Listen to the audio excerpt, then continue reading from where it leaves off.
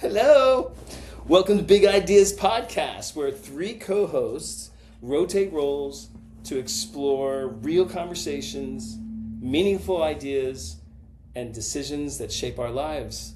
I am Mark Steiner, and I'm your host today. I am a partner, a mate, a father, a son, a co-host on a podcast. I am the co-founder and CEO of Gig Salad, amongst other things. I'm an actor too, creative, and these are my partners in this endeavor. Who are you, though? Tell them. I'm Jessica Broadway. I'm a wife, mother, coach, entrepreneur, author, speaker, candlestick maker. I actually have made candles before. And I am a co-host of Big Ideas and podcast host of my own show as of late. So Yes. What? pretty full schedule. School board member, all the things. But I'm excited to be here with you guys. What about you? Yeah.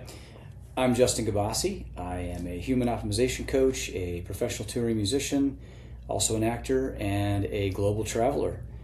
Back in the U.S. here for a little bit. I'm also a podcast host here with you guys. Yeah, on you this are. very cool podcast.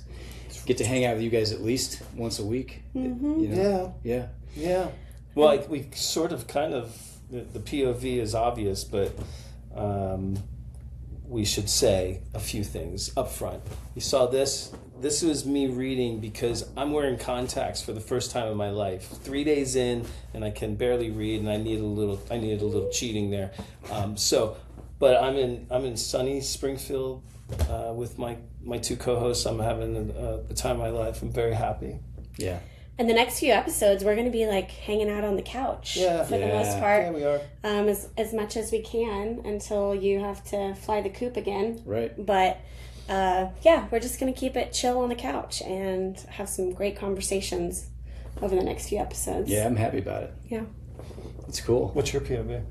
My POV is also here in your beautiful office here. You are here, aren't you? I'm here. I can't Here. believe it. Let me just touch you. Here, Let me here, just get- pinch you. He's here, everyone. Yeah, it Yeah. still feels surreal. It's only been like just over 2 weeks. And it's wild. There's so many things I've noticed, like a bunch of artwork downtown here, which is really cool. Yep. And it's good to be here with you guys. For real. It just feels, I don't know, cozier and more personal And how? than talking to you guys through the screen. Yeah, It does. You love, cannot undervalue.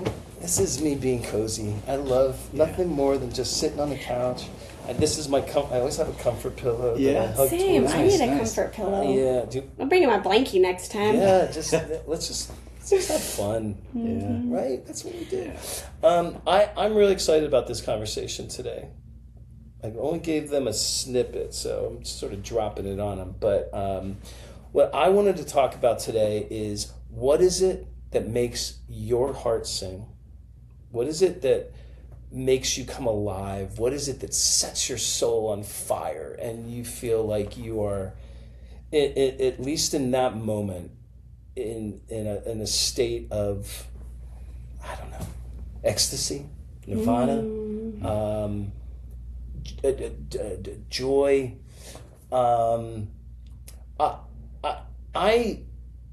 A number of years ago, I was in a transition for sure, and I had a number of people tell me that it appeared like I was sparkling. I was shining.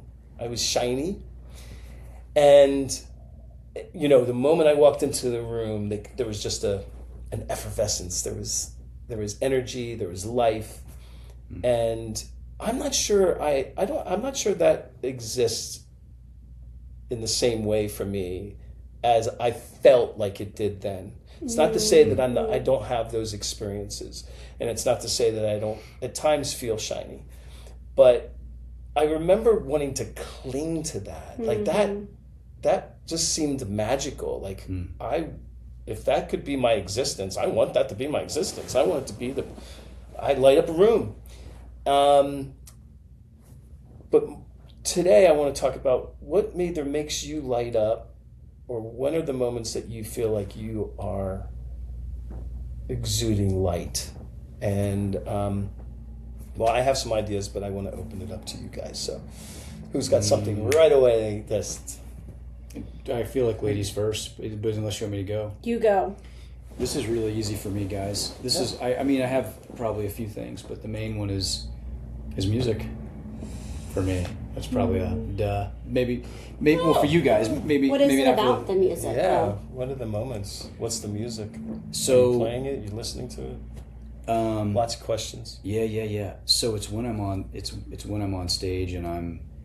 Man, it's so interesting because to really get in the flow or the sweet spot where I really feel like I'm super connected and I'm getting the goosebumps and I'm the happiest ever is when I'm on stage, not just to be on stage, but with other people that are consciously humble, like they're great players because they've put in the work.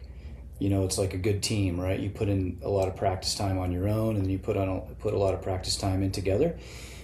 But if there's ego, it can muddy up the vibe. So if you have really great people, but they're also like loving and supportive and like a family, and you feel safe, then everybody can really, really express and lean back and get into that really sweet flow space. And at that point, it doesn't matter what's happening in my life. You know, if we've all gone through a lot of things, and you can sort of transmute good and bad emotions into and through the music, you know, and I think that's what really good artists do anyway, is you feel what they're feeling, you know, but it's cathartic as well. And I didn't realize how much I missed music until I didn't play much for 8 months. And, you know, my vibe was off, and you guys know I was struggling with different things, you know, emotionally out there and mentally. But one day I was like, man, you know, I've been playing drums almost every day of my life since I was like 6. Kind of for sure several times a week, you know, behind that instrument and practicing and sorting out life through the practice. And I woke up one day and I was like, oh, I mean, maybe that's my problem. You know, and when I started to find some little pockets of people to play with, it's just things started to turn around for me on the trip, mentally and emotionally, and everything kind of changed. And so on some level, I think maybe I'm a bit addicted, but I mean, I'm addicted to that. What that does, it's addicted to sharing happiness and emotion with people, and then seeing their reaction. It's that connection actually probably that I'm addicted to with the instrument and the music, and with my fellow players, and then with the audience. You know, which is a big part of why I was on the trip for 8 months too, is to study connection. So that's my main thing. Wow, I have questions. Okay. Can I ask questions? Yeah, please. Or more clarification. What I heard from that was you're on a stage, and the magic happens when there's humility, when there's talent and gift, but also combined with a sense of collaboration, and we're a band, and that there's no one that is going to try to outshine the other. There's no one that's going to say, I'm the star here and you know your place back there. But when everybody comes together and says, we're gonna create an experience here, we're gonna create a moment for people, for an audience, we're gonna play, and we're gonna show what all the work we've done individually, years of practice since I was 6, all the band practices and rehearsals that we've had, and now's our time that we're gonna shine collectively. And it's more of like we are each stars here, and together we're gonna make this constellation. And boy, there's something about that revelation, Justin, that makes it seem like there's a nugget in there about you. Yeah. About discovering that, because I think that is the times when I see you when you're the most happy, most joyful, I think most present, is when you're playing music. You know, I think about that. I hear that a lot, you know, and I heard it from strangers when I was on the road, people that knew me, in Thailand before I started finding music again. And collectively, you know, this is 4, 5, 6 people. We're like, hey man, you've really changed, like in some good ways. You've opened up like emotionally and mentally, and like you're more relaxed and all those things. And so I was like, gosh, I just have to make sure I need to always make sure I'm doing this in some capacity. I agree. And yeah.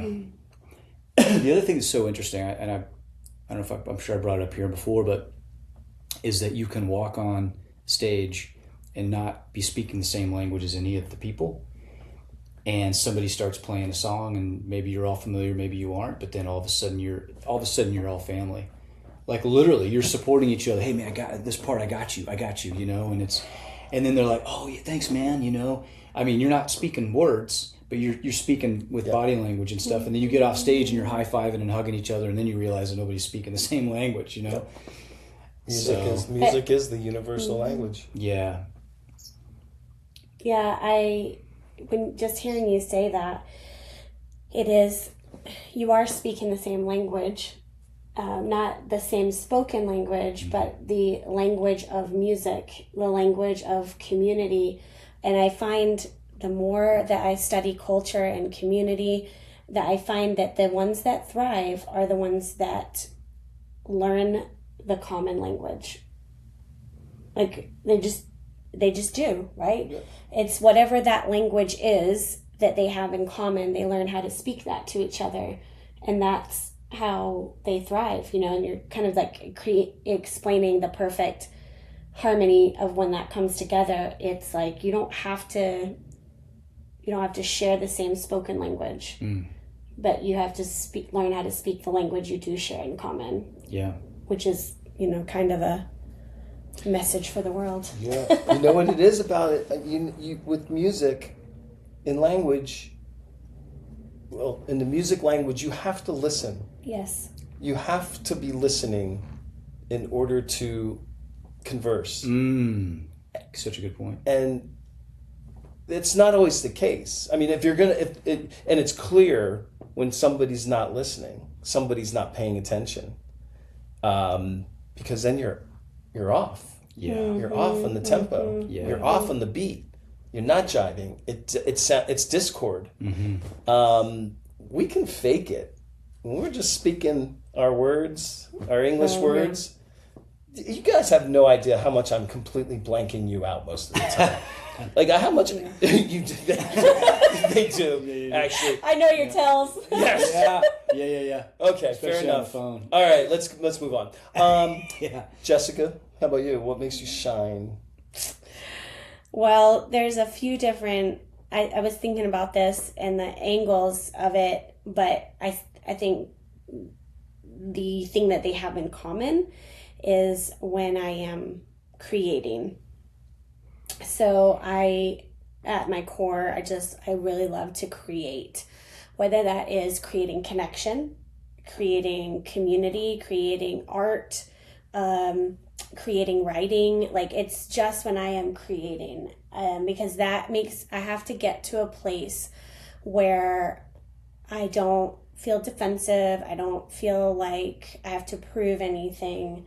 I am just in the flow of creation. And so that in order to create something, you have to suspend what you think you know, which forces me to let go of any kind of preconceived ideas and be open to what I get, what I receive without criticism, you know. And writing has taught me that probably the most, because there's like two foundational rules, and I like to know what the rules are so I can decide if I'm going to break them. Mm-hmm. Yeah.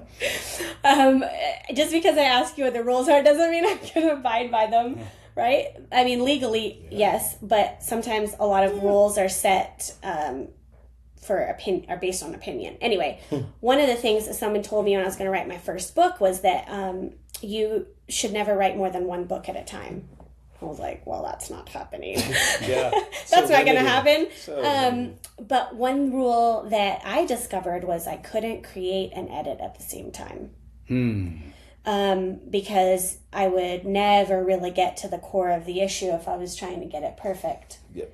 And so I had to learn how to let go of what I think I know in order to grow through the process and discover it. Then come back and refine and, edit it and clean it up.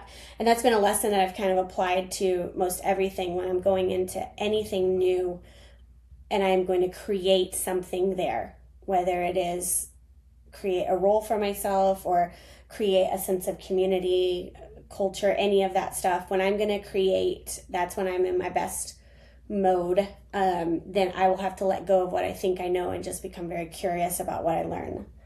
So that's one aspect of like when I feel like I'm in my zone, it's when I'm creating. When we go on stage, we are creating an experience for people, and we're creating a community. So like, I don't know if that comes out right, but that is what I'm doing when I'm on stage. I see that moment as creating. And so I become open to reading the room and connecting with people. And I know when I'm not in that mode, when I'm in that mode of like, I have to get this right. It's a totally different vibe, So creating. And then the other moments that give me real goosebumps is when I see my kids probably creating, right? When I see them completely unbridled by what they think they have to do, and they are just experiencing life without any criticism, without any filters at all. They're just like living their moment, living their best life. That cool. Gets me every time, so they would be, I think, creating as well, right? They're just experiencing life. They're creating that moment for themselves. They're embracing it. They're not worrying about what they're doing right or wrong or anything like that. They're just completely untethered. And I think that's a beautiful thing. When I see other people doing that too, it just moves me, Uncommon kindness, we've talked about that before. Yeah. When you just see in my words, right? They're creating, because they're creating a moment. They're creating a experience for that other person. They're not thinking about editing their lives or their thoughts or any of that criticism. They're just in it. I think that's how those are my words for explaining what I think being in your zone of genius is. Yeah, that's great. I've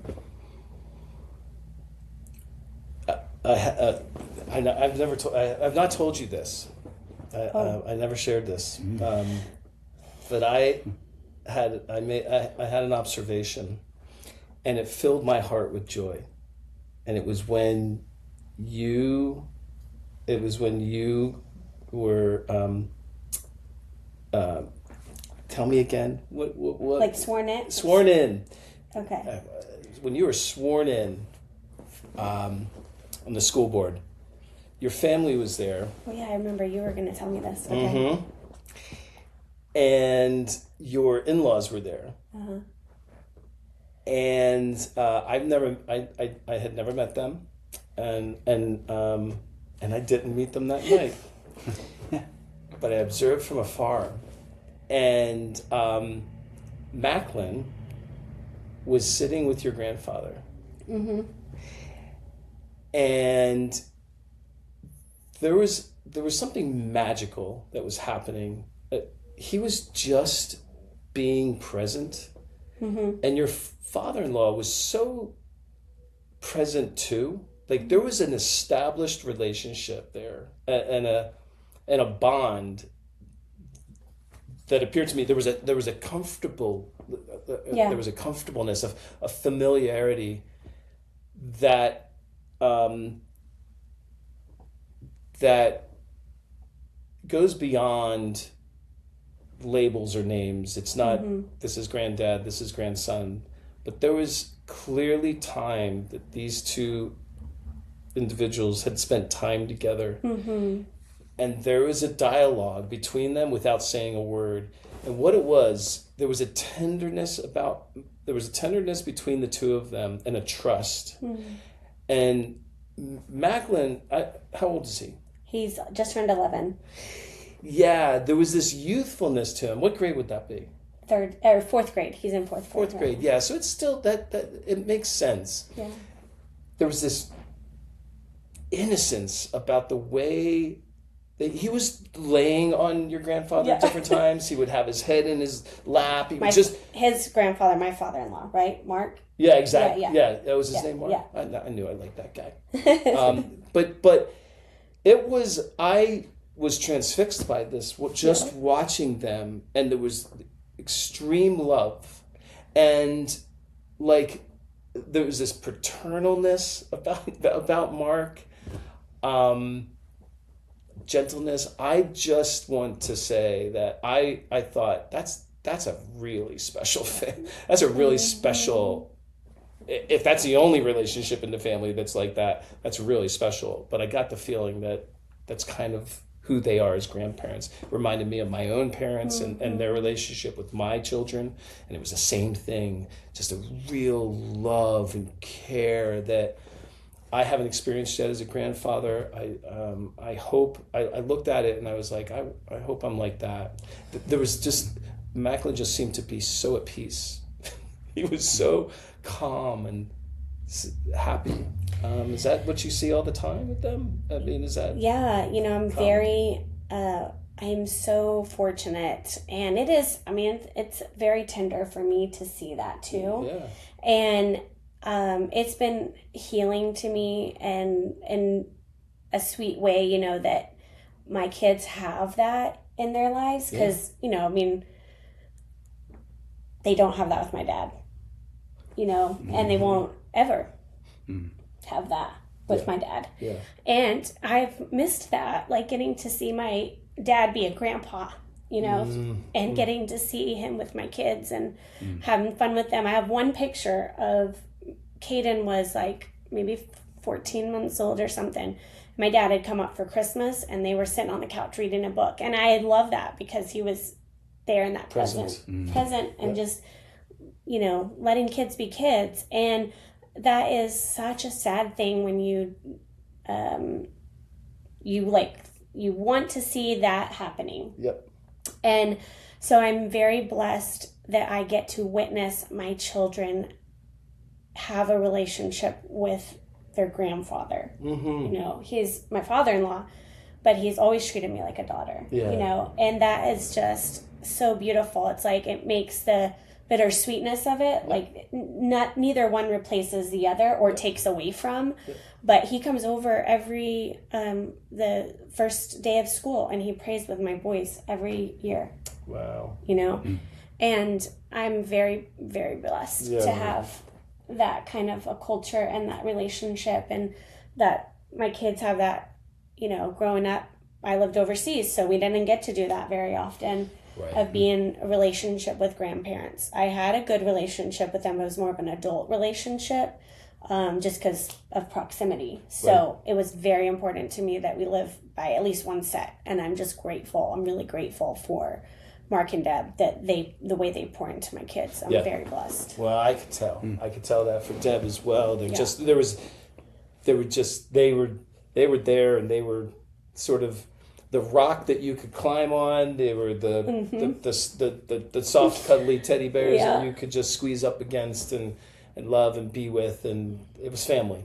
Yeah. Which leads. Were you going to say something? Yeah, I want to address something that Jessica said about your creative process that I really hope that the listeners caught. Yeah.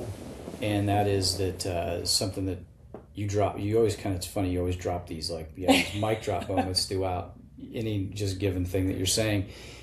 But you, the process of creating without editing, and you kept reiterating that to me at different times too, like even when we were co-writing that book. Yeah. And you've helped me with different creative projects.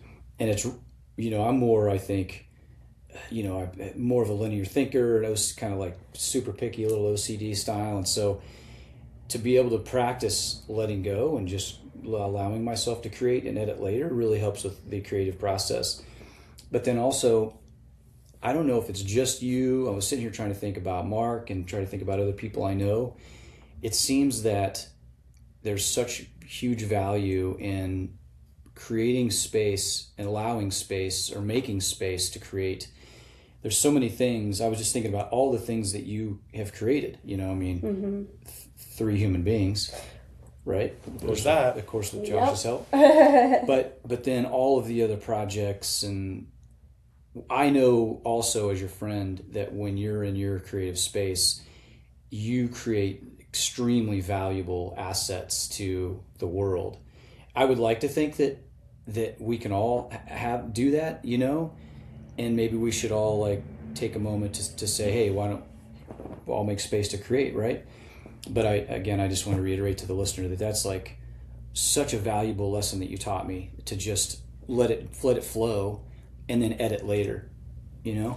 That's with so many things.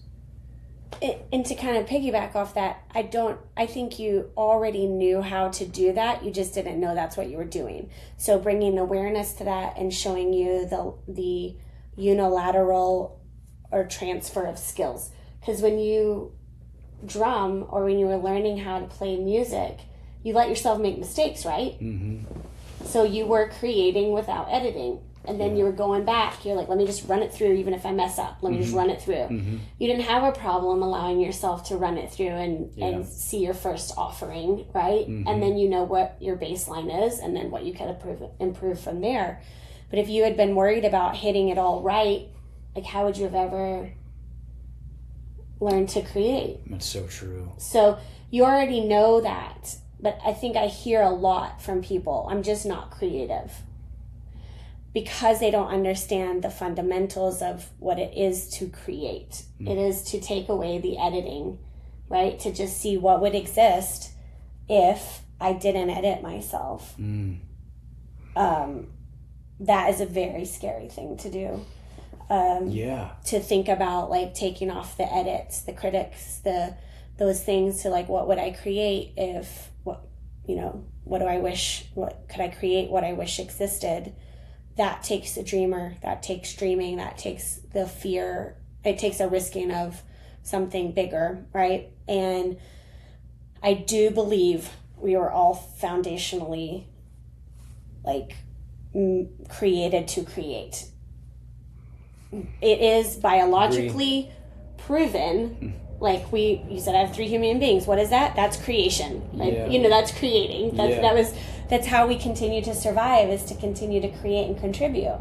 But again, through pain and suffering and sadness and all those kinds of things, for all those reasons, when you are hurting, when you're in pain, when you're surviving life, the very first thing to go is your ability to create.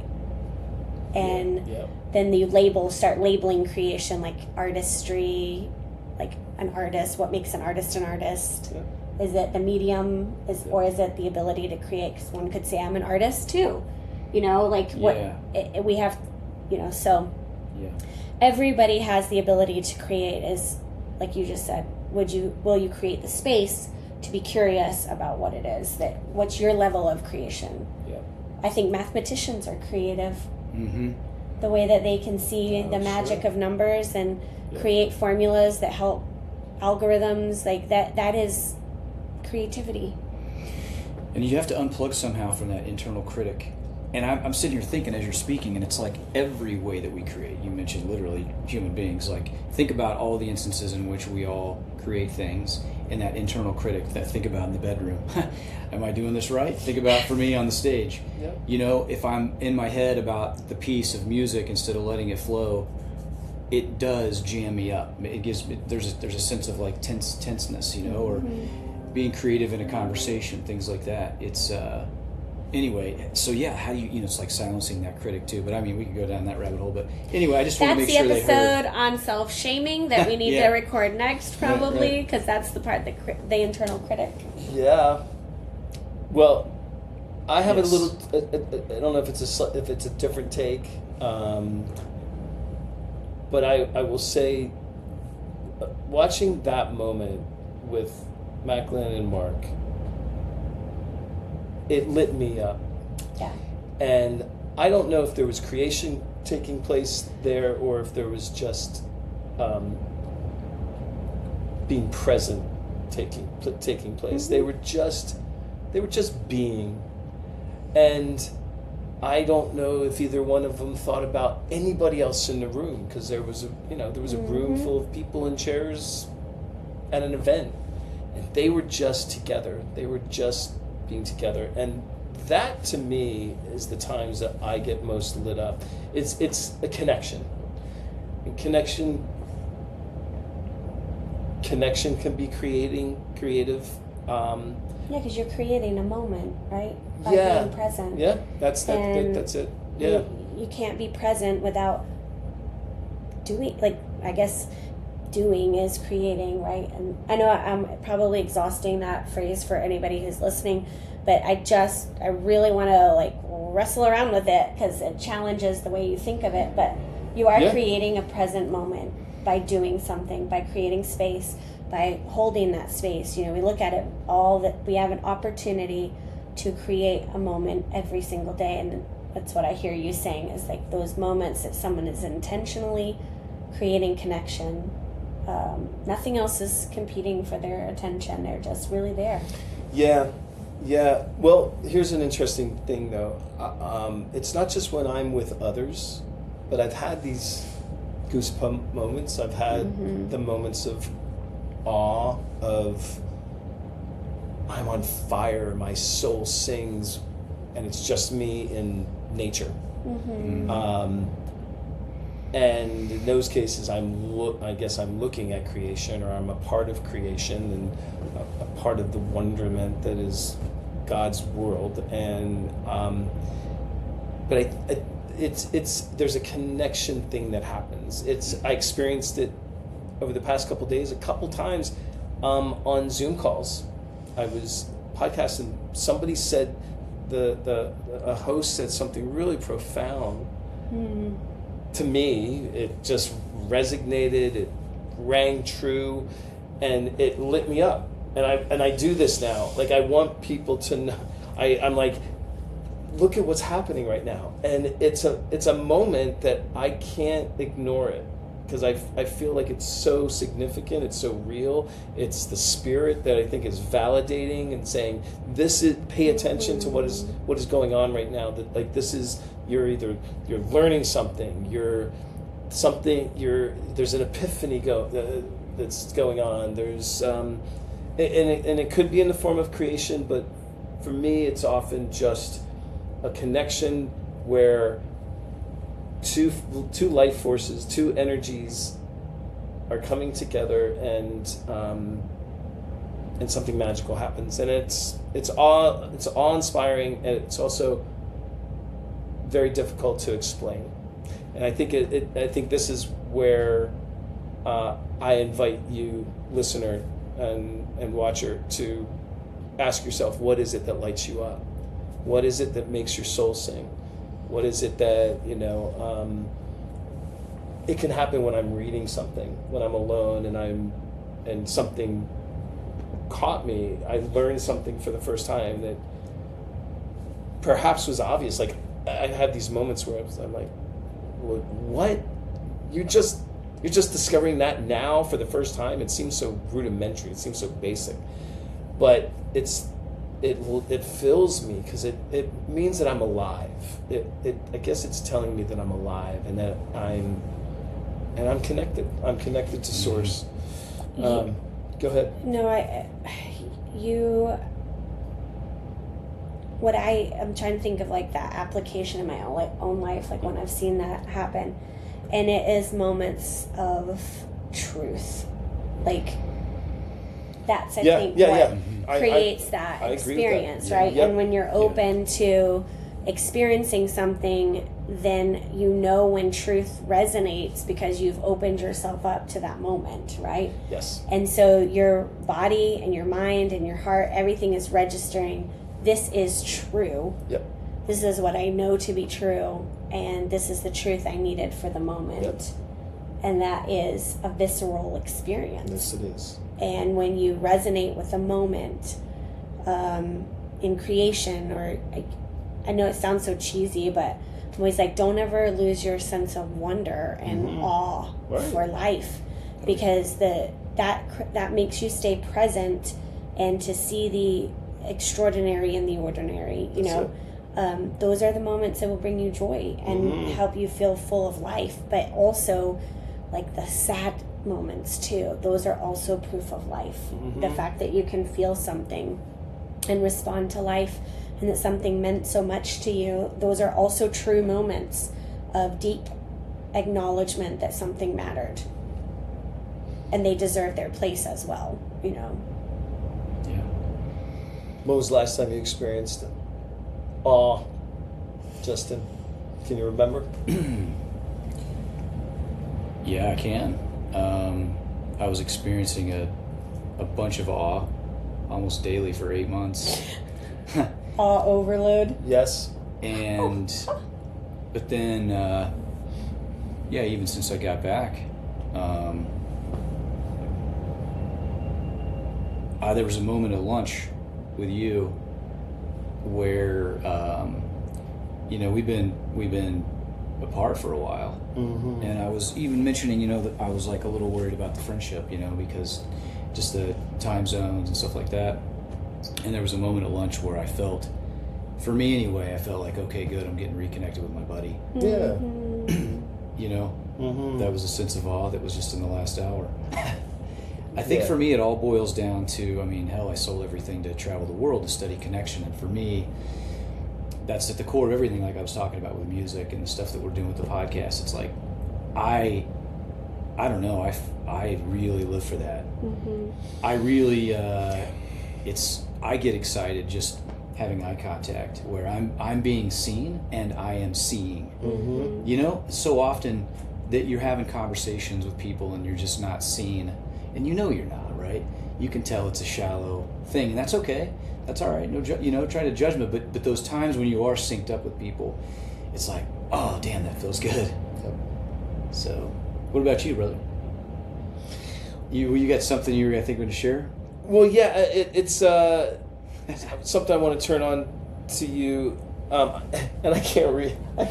I can't read this. I can't Okay, read the let me author. read it. Yeah. My eyes are watering from the air conditioner. Those contacts are working great. Oh, they're not. says- they're not. Aw, what do you want me to read the title? Just the author. That. Dasher Keltner.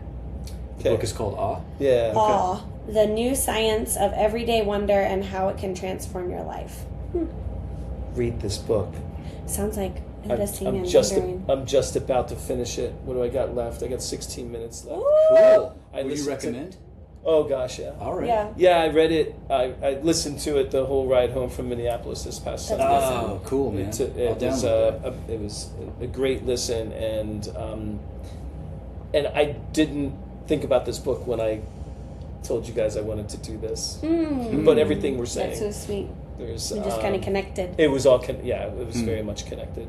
Yeah, there was a moment for me too, in lunch. Oh, yeah? You know, it's just being together. Yeah. It's being present, it's connection, and I'm not sure if it's the older you get, the more sentimental you get, the more nostalgic you get, the more important relationships are. I know I protect my time, and so I tried very hard not to spend my time on people, places, or things that I'm not connected to.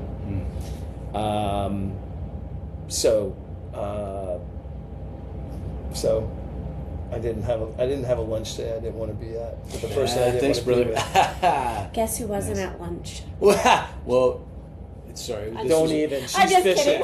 kidding. She's fishing. She could have had an invite. She was off doing more No, important things.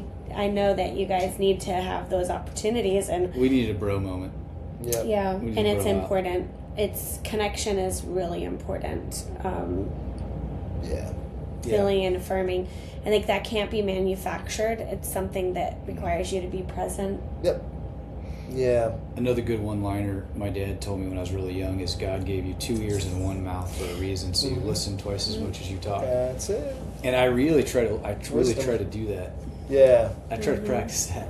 Yep. I'm not always the best at it, but How about you, Jessica? What was your last light up moment? Well, I have them quite regularly, but I'm trying to think of like different ways that I experience it to explain the different ones. One when we were in Reno on stage and we were sharing and talking like last, week, 2 weeks ago. And it's like, best way for me to describe them is just like the moments where I know I'm doing what I'm supposed to be doing, you know? And so like this morning I had one, I was busy. I had a lot of things on my calendar for today, but my boys asked me if I could make summer breakfast, which means like all the pancakes fixings. and all the stuff, Wow. Yeah. And so I was making pancakes, and it just like caught me in the moment of like, these are the moments that make up memories and make up a childhood, Mm-hmm. and I will always have time for that. I will always be there in that moment, and getting a hug from my kids, or like I came home from our conference yesterday and I got a hug from Josh, and it's just, you can feel like my whole nervous system just relax, because I'm home and I know where I'm supposed to be. Yep. So I just try to really savor those moments and be aware of them and let them register with me, so they're not like taken for granted. Like to stand in that moment and just be like, soak it in just a little bit longer, Yeah. Yeah. Connection with our loved ones, connections with our Creator, connections.